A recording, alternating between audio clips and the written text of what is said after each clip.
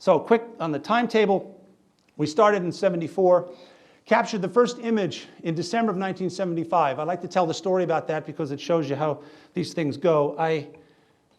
We could never see any image for the entire duration we were building this, both camera and playback unit. There was no way to see anything. We saw everything by voltage measurements and oscilloscope traces. That was it. That's how we knew it was working. Finally, the whole thing got together. I looked at Jim and I said we should take a picture of something, but you know, our lab was pretty ugly. So I walked down the hallway. I found a young lab technician. She was sitting at a teletype. Her name was Joy Marshall, and I asked her if I could take a head and shoulders shot of her, which she agreed because she knew we were the weird guys at the end of the hall.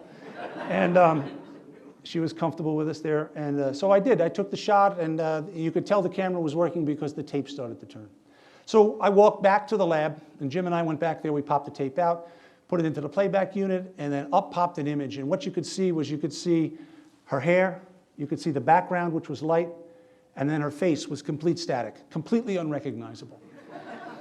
But Jim and I were so happy because we knew of 1,000 reasons why you might not see anything at all. The fact that we actually saw the outline of an image that we just took was remarkable. And we said, so much is working, so much was working. Well, Joy had followed us into the lab, and she was less impressed with the image. And she just said, she looked at us and said, needs work, turned around and walked away. True story. True story. I couldn't make that up. When I designed the playback unit, I had reversed the order of the bits somehow in my mind. I hadn't thought about it. So if you know how digital works, you have a number of bits in sequence, and that determines the value. And so if it was all zeros or all ones, the order didn't matter. So if it was black or white, it didn't matter. That's why I could see the background light, the hair was dark. But when I got to the continuous tone of the face, they were all reversed. So it took us about an hour to figure out what it was.